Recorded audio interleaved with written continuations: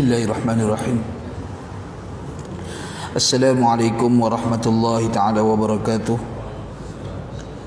Innal hamdalillah nahmaduhu wa nasta'inuhu wa nastaghfiruh wa na'udzu billahi min shururi anfusina wa sayyiati a'malina. May yahdihillahu fala mudilla lahu wa may yudlilhu fala hadiya lahu. Ashhadu an la ilaha illallah wahdahu la syarika lahu wa ashhadu anna Muhammadan 'abduhu wa rasuluh.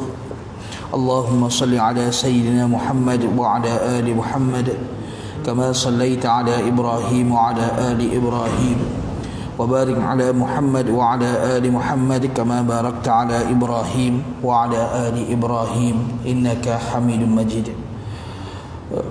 Ayyuhal muslimun ittaqullah usikum wa iyaya bitaqwallahi faqad fazal muttaqun. Muslimin dan muslimat yang dirahmati Allah Subhanahu wa taala, alhamdulillah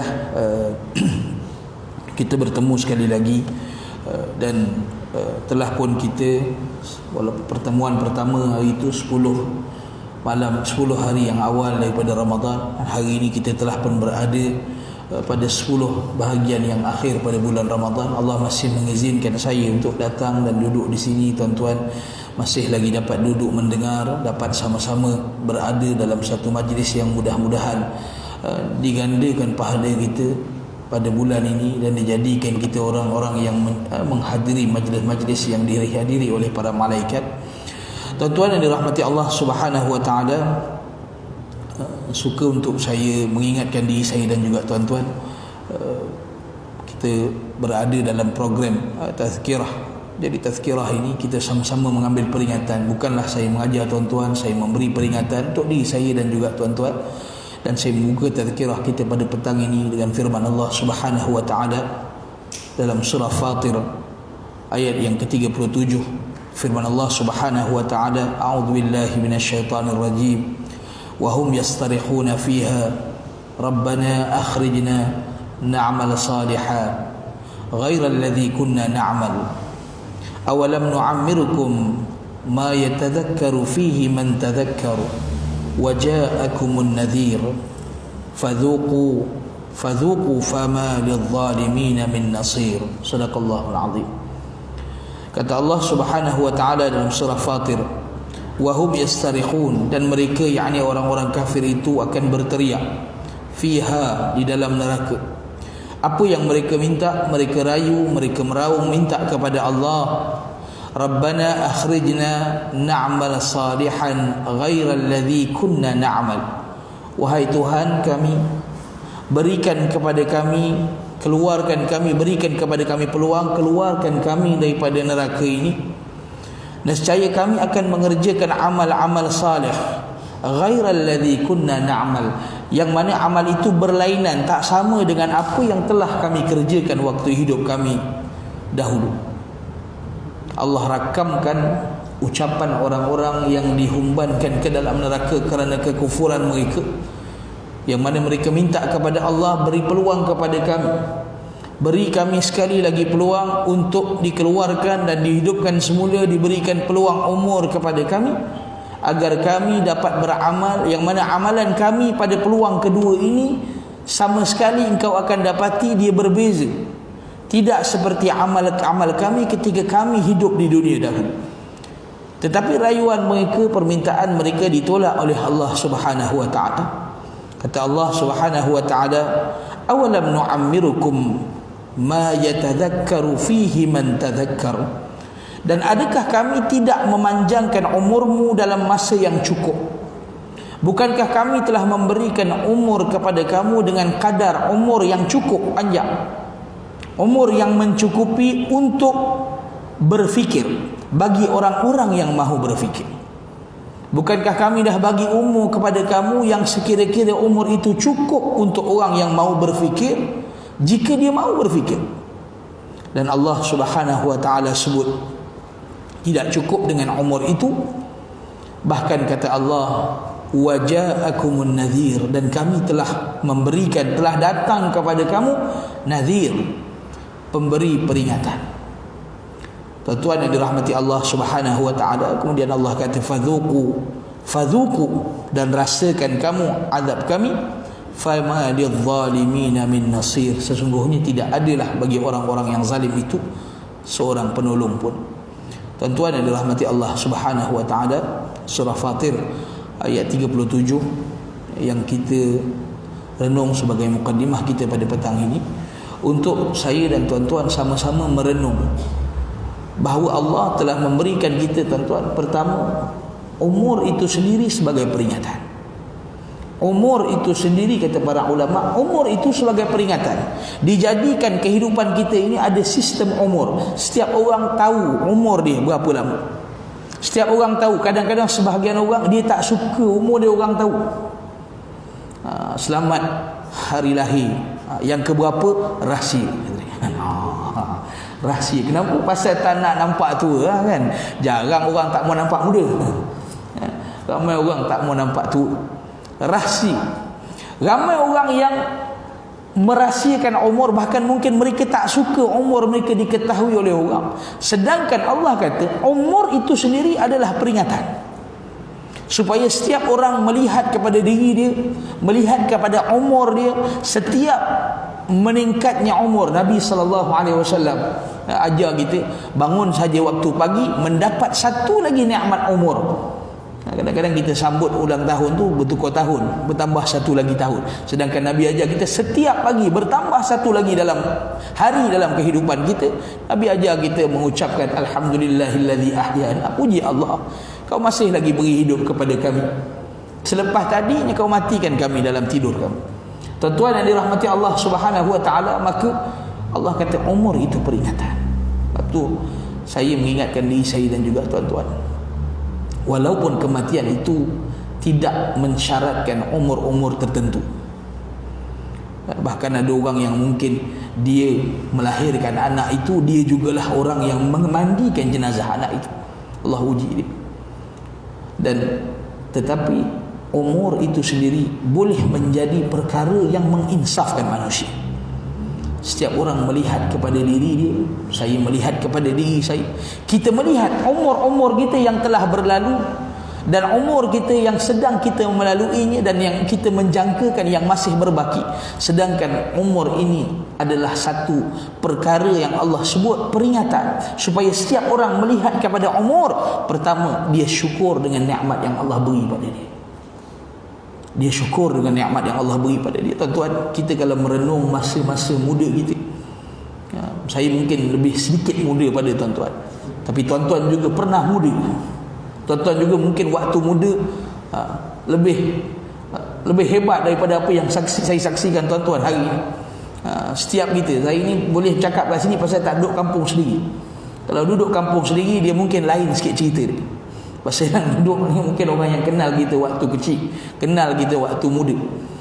Kerana itu, apabila Allah jadikan umur ini boleh direnung, boleh dihitung, boleh diketahui telah bertambah lagi hari dalam kehidupan kita, dia menjadikan perkara yang sepatutnya menjadi peringatan kepada jiwa orang yang mahu berfikir. Jangan kita, kan kadang orang kata tak apa, umur sekadar nombor apa dia. Kadang-kadang ucapan itu betul, sekadar nombor, dalam arti kata jangan kita jadikan umur sebagai perkara yang melemahkan semangat kita untuk beramal kita. Bahkan umur sepatutnya menjadi motivasi yang menjadikan amalan kita semakin hebat. Allah kata kami telah berikan penangguhan umur kepada kamu, saya dan juga tuan-tuan yang masih berada di sini. Dan Allah Subhanahu wa taala kata tidak cukup sekadar itu.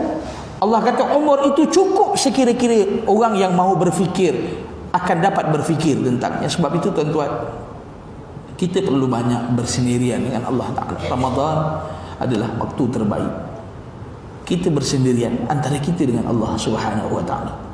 Satu orang tanya saya, Ustaz, qiyamul lail ramai-ramai dengan seorang-seorang, mana lagi baik? Sudut afdalnya qiyamul lail ini sendiri lah. Tapi dalam bulan Ramadan juga tidak ada masalah, dilakukan secara bersama-sama. Bahkan kita salat tarawih itu ada sebahagian daripada qiyamul lail, dipanggil qiyam Ramadan. Tetapi bagi diri seorang mukmin, dia memerlukan masa di antara dia dengan Tuhan dia. Dia duduk bersendirian, dia merenung nikmat-nikmat itu ketika mana hatinya dikosongkan daripada benda-benda lain. Ada masa kita duduk dalam salat kita, saya dan juga tuan-tuan. Tapi dalam solat tu saya ingatan kita, kalaulah boleh diukur, tuan, Allah tutup benda ni, Allah tutup benda ni, Allah jaga aib kita. Kalaulah dalam solat kita, bila kita keluar solat, ada 1 meter kat belakang kita, ada 1 meter menunjukkan dalam solat dia ni berapa persen dia ingat Allah. Kalaulah ada, tuan, saya ingat setiap kita beli baju khas yang boleh tutup meter tu. Jangan orang tengok kan, tengok ustaz gayanya tengok sembahyang macam khusyuk benar kan, gayanya lah kan, rumput khusyuk, rupa dia khusyuk, tapi bila tengok meter 20% pun tak ada. Allahu Akbar, jauh dia pergi. Maka demikian tuan-tuan yang dirahmati Allah Subhanahu wa taala, kita perlu masa itu. Dan Ramadan ini Allah berikan kepada kita masa yang cukup berharga bagi kita, tuan-tuan, untuk kita menyediakan masa khas antara kita dengan Allah. Bangun pada waktu malam, bangun sebelum daripada pada waktu sahur, sebelum daripada subuh, ambil masa duduk bersendiri. Tuan-tuan yang dah bersepencing, yang ada kelapangan selepas daripada subuh, duduk di antara selepas waktu subuh itu, duduk waktu yang tenang, yang di mana ketika itu kita boleh bersendirian antara kita dengan Allah. Yang mana Nabi kata, rajulun zakarallahu khalian, orang yang duduk ingat Allah bersendirian ini, fafadat ainah, bagaimana dia mulai menitis air mata ni, kerana dia memikirkan berapa banyak nikmat yang Allah beri kepada dia, dan dia memikirkan pula berapa banyak dosa dia. Tuan-tuan, kita tak menangis kerana kita tak ada masa nak ingat dosa kita. Kerana saya tak ada masa nak duduk ingat dosa, sibuk dengan kehidupan, kadang-kadang dosa kita lupakan. Kalaulah satu orang ada masa untuk merenung dosa-dosa dia, barangkali tidak ada masa yang air matanya tidak mengalir. Tuan-tuan, lalu kata Allah Subhanahu wa taala, waja'akumun nadhir, dan bukan sekadar umur itu diberikan kepada kamu sebagai peringatan, diberikan pula nikmat yang kedua, kata Allah, kami jadikan kamu telah didatangi oleh pemberi peringatan. Nadhir ni orang yang memberi peringatan.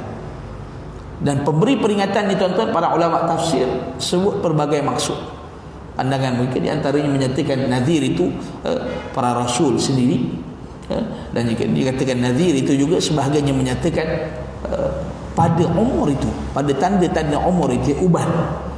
Sebahagian menyatakan uban itu adalah pemberi peringatan, yang mana menunjukkan semakin hampir kita dengan pengakhiran perjalanan kita. Tuan-tuan yang dirahmati Allah Subhanahu wa taala, umur ini adalah satu perkara yang jika kita renung-renungkan, dia cukup untuk menjadi perkara yang sebagai satu turning point, sebagai satu tempat untuk kita memulakan islah, pembaikan diri kita dengan hubungan kita antara kita dengan Allah Subhanahu wa taala.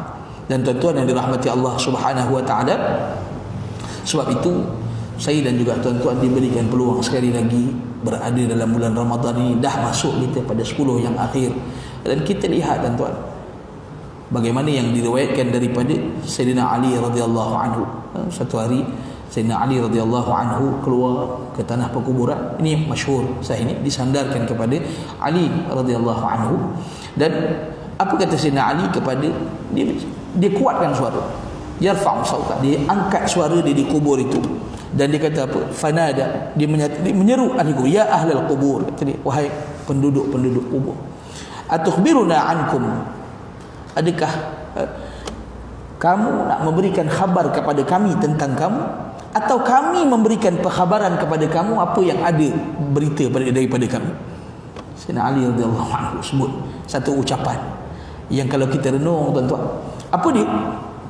Kata Ali radhiyallahu anhu, amma, adapun khabaru ma qibalana, adapun khabar daripada kami, falmal, kata, adapun harta-harta kamu telah pun dibahagi-bahagikan. Penduduk kubur nak tahu berita daripada kami masih hidup. Berita yang ada pada kami, pertama, harta-harta kamu telah pun selesai dibahagi-bahagi. Harta yang duk kumpul, yang kita habis masa banyak, telah pun selesai dibahagi-bahagikan, telah pun menjadi milik orang lain. Wan nisa, dan isteri-isteri kamu telah berkahwin dengan orang-orang lain. Isteri yang kamu tinggalkan telah pun menjadi isteri orang lain. Dan rumah-rumah tempat kamu tinggal telah diduduki oleh qaumun ghairakum, diduduki oleh orang lain.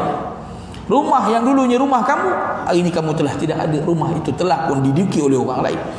Fahada khabar min qibalina, dan ini adalah berita daripada kami untuk kamu. Lalu Ali radhiyallahu anhu bertanya, fa akhbiruna, beri pula khabar berita kepada kami, bagi tahu pula kepada kami khabar daripada sisi kamu. Dan kemudiannya thumma altafat Ali radhiyallahu anhu dan melihat kepada para sahabatnya, masing-masing diam. Dan kata Ali radhiyallahu anhu, amma wallah, sungguhnya demi Allah, dia sebut pada sahabat-sahabat yang ada bersama dia, wallahi law istata'u ayyujibu laqalu, kalaulah mereka ini mampu untuk jawab. Kata Ali, sudah tentu tak mampu jawab. Kita kalau pergi guru beri salam, tiba-tiba ada orang jawab pun Ramadan tak Ramadan lagi juga kita kan. Ali radhiyallahu anhu menyatakan, kalaulah mereka ini mampu menjawab, mereka akan menjawab, lam nara zadan khairan minat taqwa, kami tidak melihat bekal yang lebih baik daripada takwa. Tuan-tuan, panjang khabar. Apa yang Ali khabarkan kepada mereka itu benda yang mereka cari di dunia, dan benda yang kita cari di dunia. Saya semua juga, tuan-tuan, sibuk. Kadang saya solat subuh sini, tak ada zikir, bangun pergi salat, bangun balik. Saya pun nak pergi sekolah awal, taklah salah. Tapi inilah kita tak mampu, tapi kita carilah jalan. Nabi ajar zikir. Kita bangun awal, kita tak sempat wirid, tapi Nabi ada ajar zikir. Ambil peluang, jangan kita tak ambil peluang. Nabi ajar kepada Juwairiyah, kan, Juwairiyah duduk wirid panjang. Nabi bagi tahu dia, hendaklah aku ucap kalimah ini lebih baik daripada kau duduk lama daripada lepas subuh tadi. Subhanallah wa bihamdihi adada khalqihi wa ridha nafsihi wa zinata arshihi wa midada kalimatihi. Siapa sibuk ada urusan, jangan bangun selagi tak ucap kalimah tu. Ataupun kalau pas bangun juga, bangun dan jangan lupa sebut. Tuan-tuan, kita sibuk, tapi inilah kita. Bukan saya kata orang lain, saya kata diri saya, duduk, ya Allah, baca maksurat. Kita baca maksurat tak dan habis dah. Banyak sangat urusan. Baca tak dan habis. Kita tengok Allah, dulu boleh baca habis.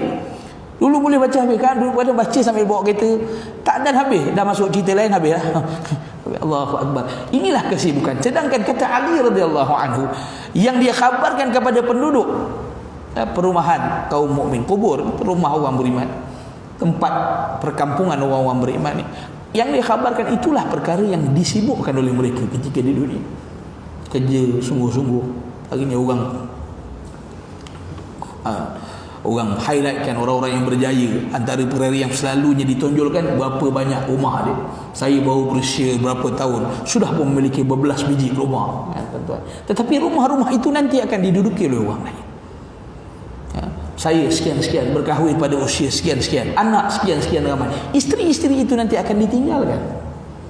Mempunyai aset sekian-sekian banyak, hartanah saya saja sekian-sekian banyak, tetapi semua itu nanti akan menjadi milik orang lain. Tak tunggu lama, hari kita meninggal, tak dan seminggu selesai bangkit. Tuan-tuan yang dirahmati Allah Subhanahu wa taala, inilah perkara yang saya dan juga tuan-tuan perlu renungkan. Kata Ali radhiyallahu anhu, kami tidak melihat, kalaulah ahli kubur itu mampu menjawab, mereka akan katakan, kami tidak melihat bekal yang lebih baik melainkan takwa. Dan kita berada sekarang ini, tuan-tuan, dalam satu bulan yang dah hampir penghujung ini, bulan yang mana matlamat kepada kefarduan yang diberikan kepada kita dalam bulan ini nak melahirkan apa yang disebut sebagai baik-baik bekalan tadi, iaitulah orang-orang yang bertakwa. Jadi tuan-tuan, saya pesan pada diri saya dan juga tuan-tuan, kita berada pada 10 malam yang akhir ini. Dah pun berlalu. Janganlah saya baca di Facebook orang share, sangkakan mungkin ni saya sangka malam Lailatul Qadar malam 23. Orang yang baca pada hari 24 kata sudah melepaslah aku, katanya. Nah, jangan kita fikir begitu, tuan-tuan. Kita teruskan mencari itu, teruskan sampai akhir. Tak apalah, masing-masing ada pandangan berdasarkan pengalaman para alim ulama terdahulu yang mereka tulis, mereka mengandaikan. Tetapi kita bukanlah orang yang mencari, okey, sipirnya kalau Ramadan jatuh bulan sekian, malam sekian, malam tu je kita cari. Tidak.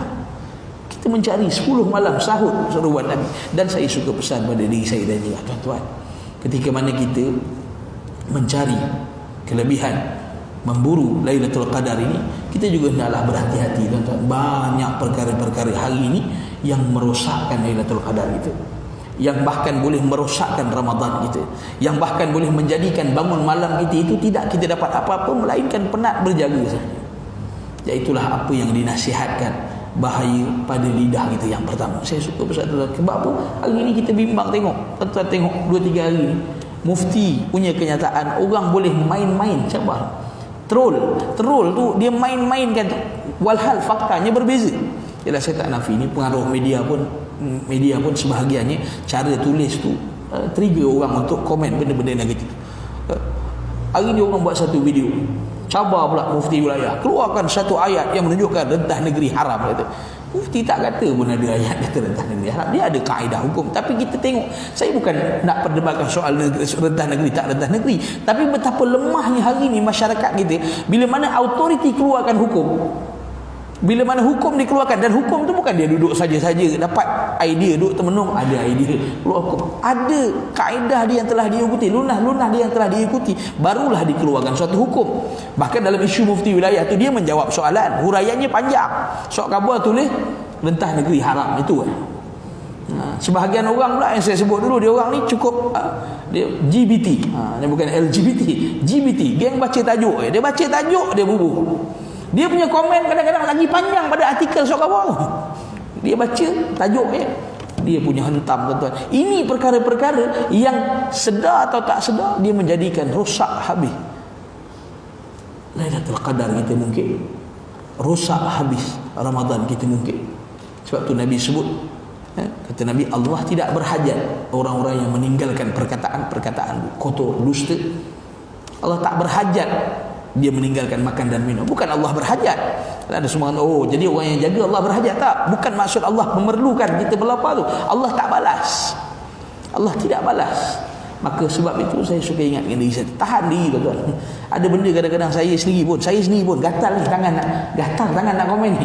Gatal ni, duduk bertahan, jangan. Tahan, jangan komen, jangan start. Dia komen sekarang ni di Facebook tu, orang boleh reply. Kita komen, orang reply. Masa 1 jam yang boleh baca Quran tu, habis 1 jam setengah duk baca komen aja. Baca balas. Habis kita.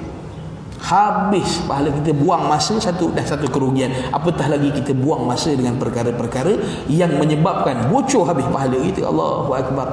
Tuan-tuan yang dirahmati Allah, siapa yang lebih rugi berbanding orang yang melakukan kesilapan seperti itu?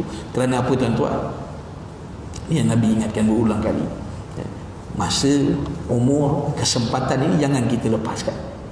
Nabi kata 2 perkara yang menyebabkan orang selalu lalai, yang orang selalu rugi padanya, maghbun fihima, ramai manusia tertipu, terpedaya, tenggelam padanya, sihat dan juga umur. Sihat dan juga masa lapang. Masa lapang kata para ulama bukan sekadar maksud masa lapang, maksudnya umur.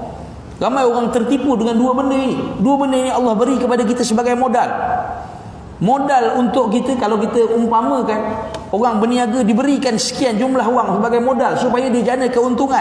Kita diberikan nikmat umur, diberikan kesihatan supaya kita gunakan untuk kita beramal dan kita dapat ganjaran. Balik di akhirat kita bawa bekalan takwa itu. Tapi ramai orang tertipu dengan modal itu. Umpama kita suruh anak kita berniaga, bagi modal 10,000 kau berniaga. Dia enjoy dengan modal tu. Dia joli katak orang kata. Habis dengan modal tu, berniaga tak jadi, ujung kita tanya mana untung tak ada, modal pun lesap. Ini orang, tuan-tuan, kita bimbang. Allah bagi masa, Allah bagi umur, Allah bagi sihat, dan akan ditanya nikmat ini oleh Allah pada tempat yang bagaimana kita menggunakannya. Maka tuan-tuan yang dirahmati Allah, mudah-mudahan kita bersungguh-sungguh tahan diri kita. Dan tahan diri inilah latihan. Tahan diri inilah latihan yang kita harapkan mudah-mudahan selepas daripada itu. Apabila kita menahan diri kita kerana Allah, Allah berikan kekuatan seluas selepas pada keluar kita pada Ramadan pun, kemampuan menahan diri daripada perkara-perkara yang merugikan itu berkekalan bersama dengan kita. Baik, tuan-tuan yang dirahmati Allah Subhanahu wa taala, panjang pula mukadimah dia. Jadi kita sambung sikit Riyadhus Salihin kita. Hadis yang seterusnya pada bab keutamaan orang Islam yang lemah dan fakir, daripada Abu Sa'id Al-Khudri radhiyallahu anhu. Kata Abu Sa'id Al-Khudri radhiyallahu anhu, ihtajjatil jannatu wan nar faqalatin nar fiyal jabbarun wal mutakabbirun. Jatuh handphone patut bunyi tadi. Minta maaf. Terima kasih. al-jabbarun wal mutakabbirun. Wa qalatil jannah fiyya du'afa'un nas wa masakinuhum. Faqada Allahu bainahuma innakal jannatu rahmati arhamu biki man asya wa innakin nar azabi wa azibu biki man asya wa likailakuma alayya mil'uha. Rawahu Muslim. Kata Nabi sallallahu alaihi wasallam dalam riwayat Abu Sa'id Al-Khudri radhiyallahu anhu, kata dia, Nabi sallallahu alaihi wasallam bersabda, syurga dan neraka itu telah saling berbantah-bantah. Syurga dan neraka ini berhujah. Bagaimana hakikatnya? Wallahu taala alam, kita tak tahu. Tetapi Nabi sebut, maka kita wajib percayalah. Syurga dan neraka ini berhujah. Hadis riwayat Imam Muslim. Dan kata neraka mengatakan, kata dia, fiya, padaku, sungguhnya dalam aku ataupun pada aku terdapat orang-orang al-jabbarun wal mutakabbirun. Jabbarun ini orang-orang yang suka menindas manusia. Jabbar, dia sombong dan menindas manusia dan memaksa manusia menurut kehendak. Ini jabbar, dia sombong, paksa orang, tindas orang. Wal mutakabbirun, dan orang-orang yang sombong. Ni neraka bagi tahu. Dalam aku ada orang yang suka tindas orang, orang yang sombong. Lalu kata syurga, fiya du'afa'un nas wa masakinuhum. Dan kata syurga, sesungguhnya dalamku ada manusia yang lemah dan fakir miskin, kaum yang fakir miskin. Syurga bagi tahu khabar dia, neraka bagi tahu khabar dia. Lalu Allah Subhanahu wa taala memutuskan perdebatan mereka. Berdebat ni bukan nak balah, masing-masing memberitahu apa yang ada pada mereka. Allah memutuskan, kata Nabi sallallahu alaihi wasallam, firman Allah, innakil jannatu rahmati, kata Allah, sesungguhnya engkau wahai syurga adalah rahmat aku. Arhamu biki man asya, dan aku merahmati sesiapa saja yang aku kehendaki. Wa innakin nar azabi, dan engkau wahai neraka adalah azabku. Wa azibu biki man asya, dan aku akan mengazab denganmu sesiapa sahaja yang aku kehendaki. Lalu kata Allah,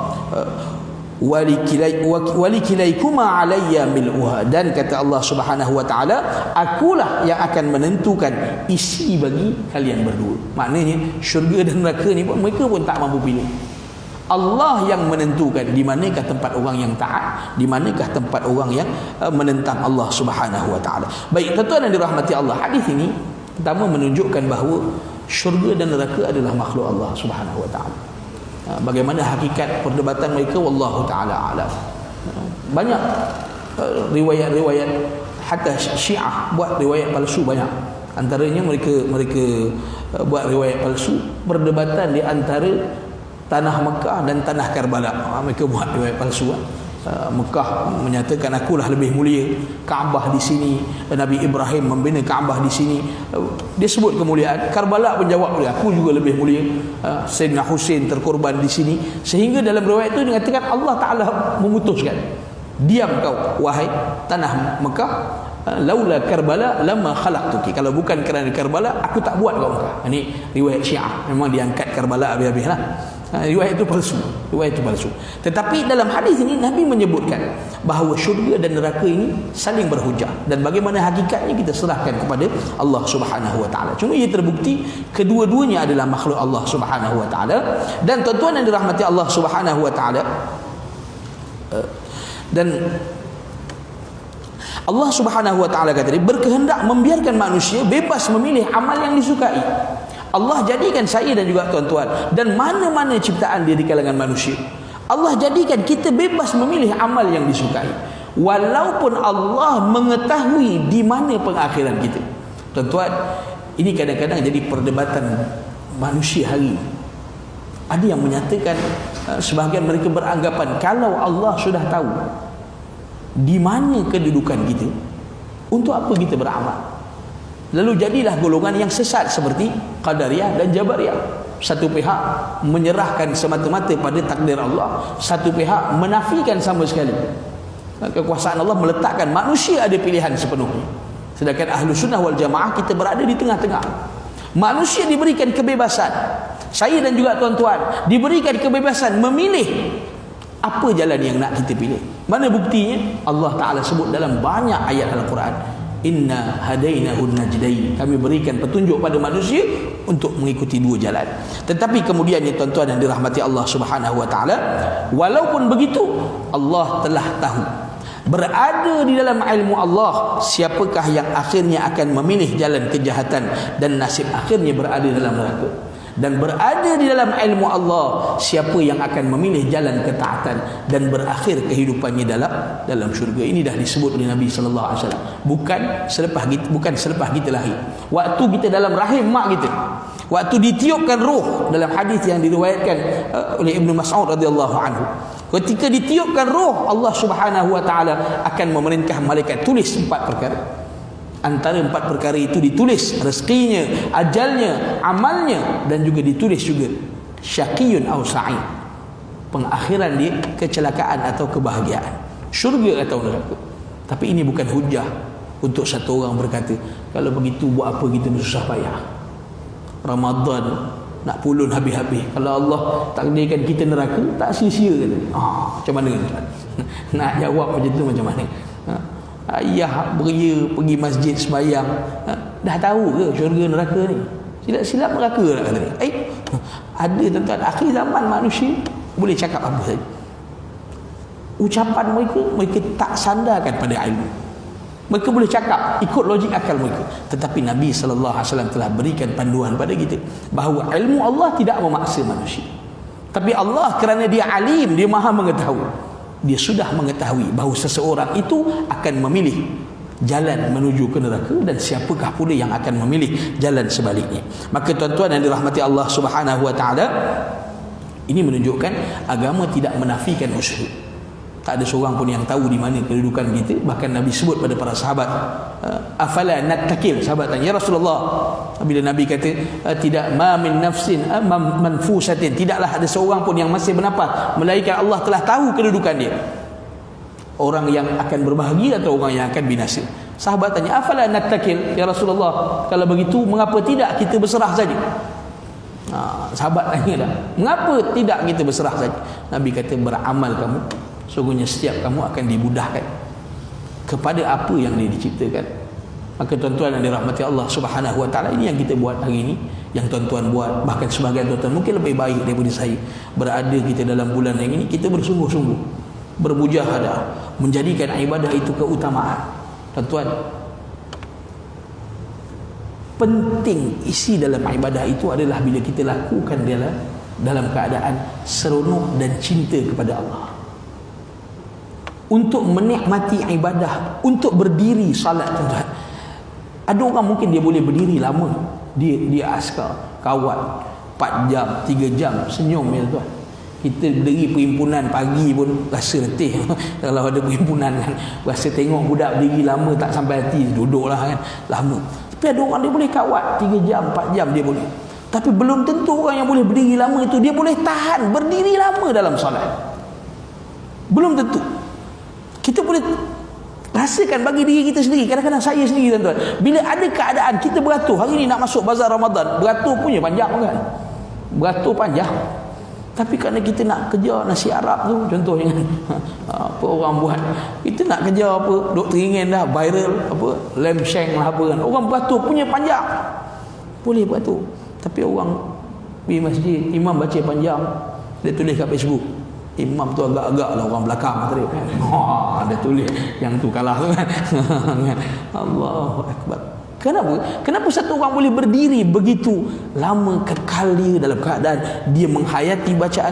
Kerana dia melakukannya dengan cinta pada Allah Subhanahu wa taala. Kerana dia melakukan itu dengan cinta. Tak sama tuan-tuan. Kita baca Quran, saya buat muhasabah diri sendiri. Waktu saya belajar tuan, baca buku, walaupun ni budaya tak baik, kadang-kadang kita ada satu PL last minute study kan, last minute ulun, baca 1 malam 2 malam, betul-betul study group, konon-konon ambil nota, sedar tak sedar tuan-tuan, start study tu 9.30 10, kadang-kadang dah pukul 1-2 pagi, berapa jam dah kita baca buku tu. Tapi hari ni kita bila bulan Ramadan buka Quran 2 jam pun berasa lama, sejam pun hebat aku boleh baca sejam ni tak mengantuk. Kadang-kadang baca tadarus ni, sebahagian orang cabaran dia tadarus pula tengah hari, yang baca tu masuk ayat lain dah, dia masuk surah lain dah, yang dengar tu ngangguk lagi. punya ngantuk, cabaran. Tapi kenapa satu orang Imam Syafi'i, kita baca bagaimana Imam Syafi'i mengkhatamkan Al-Quran dalam bulan Ramadan, Masya Allah, tak terbayang gitu. Kenapa? Perasaan mereka semasa melakukan itu, dan ia adalah latihan. Tuan-tuan, semestinya dia latihan. Tak boleh kita hari pertama, berapa ramai orang tuan, hari pertama Ramadan dia balun 2 juzuk, semangat. Lepas tu seminggu 1 line tak baca. Dia tengok 1 line, slide ni pun dah banyak, hari tu kau dah balun 2 juzuk kata dia. Kan tak sama. Orang melakukan dengan kecintaan. Satu orang dia pergi beli makanan jauh untuk orang yang dia sayang, lain dengan satu orang yang terpaksa beli pasal sampai giliran, duduk rumah sewa sampai turn beli makanan.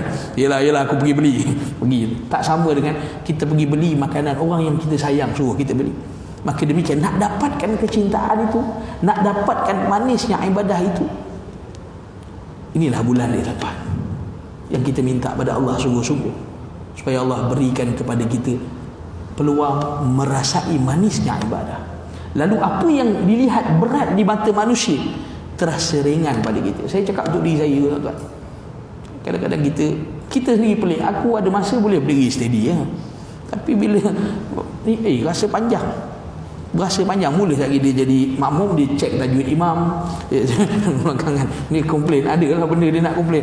Dia mula fikir, jauh dia fikir. Dan tuan-tuan yang dirahmati Allah Subhanahu Wa Taala, ini perkara yang saya dan juga tuan-tuan kena bermuhasabah. Kalau kita tengok tuan-tuan, bagaimana salat malam Nabi, kita pernah baca dulu hadis kan?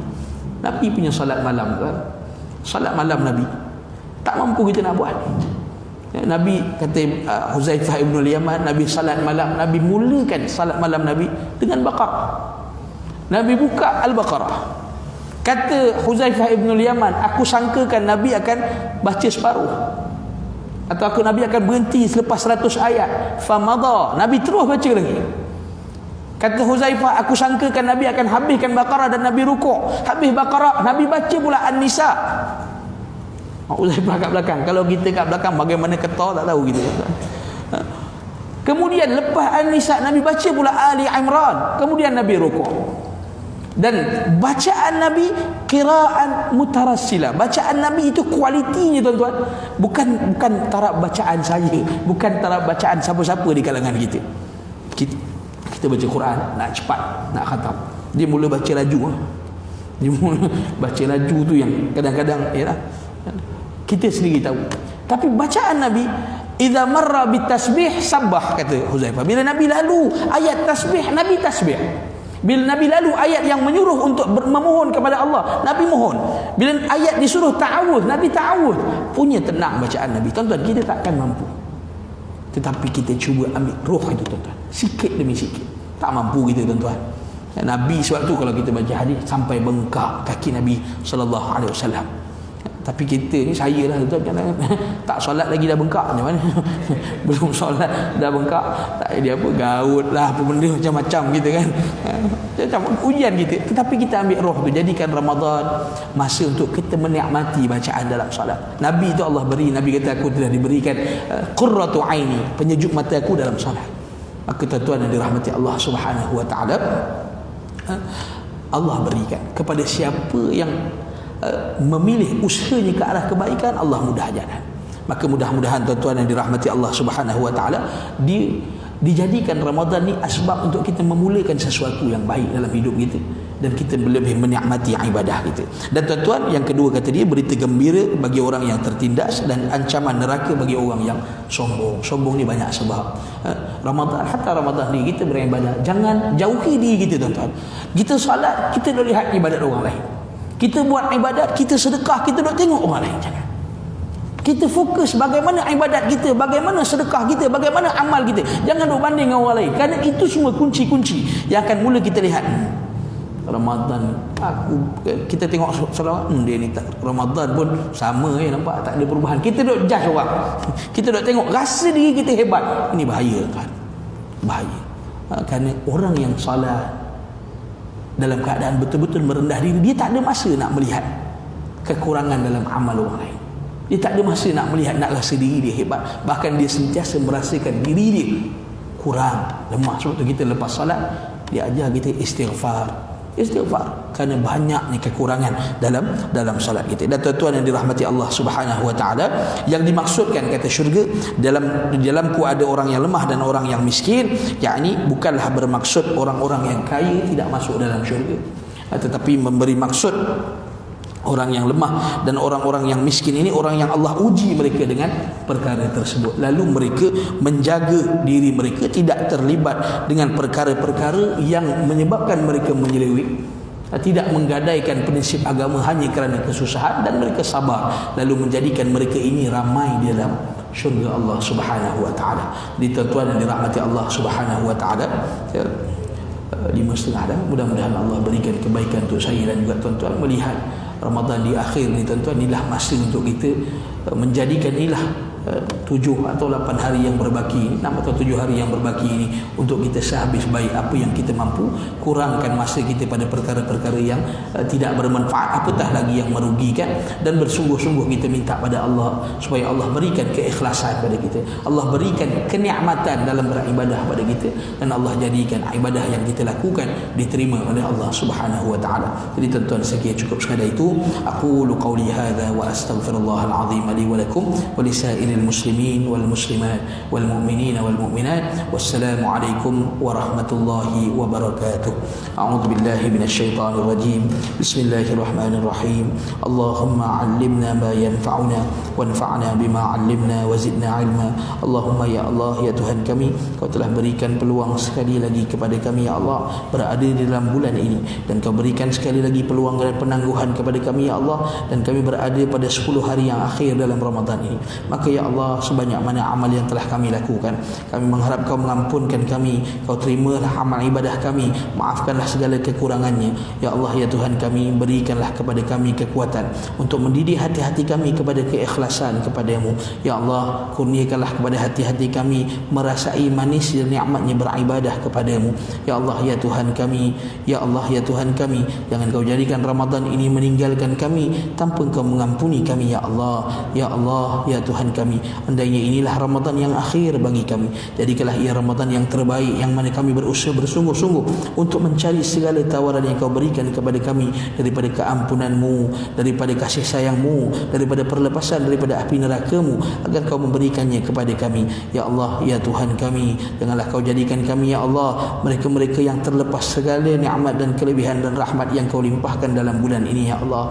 Ya Allah, ya Tuhan kami, berikan peluang kepada kami ya Allah, dimasukkan dalam kalangan orang-orang yang dilepaskan daripada api neraka-Mu ya Allah, ya Tuhan kami. Temukanlah kami dengan Lailatul Qadar, jadikanlah kami orang-orang yang dapat beramal saleh pada malam Al-Qadar, jadikanlah kami orang-orang yang mendapat keampunan-Mu pada malam Al-Qadar, jadikanlah kami ya Allah orang-orang yang diterima amalnya pada malam Al-Qadar. Allahumma ja'al jama'ana hadza jam'an marhuma wa tafarruqana min ba'dihi tafarruqan ma'suma wa la taj'alillahumma fina wa la ma'ana wa la man yatba'una shaqiyyan wa la matruda wa la mahruma. Wa sallallahu ala sayyidina Muhammad wa ala alihi wa sahbihi wa sallam, walhamdulillahi rabbil alamin.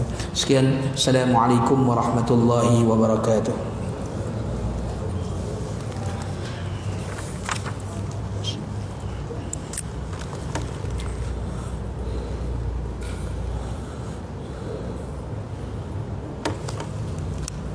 Allah.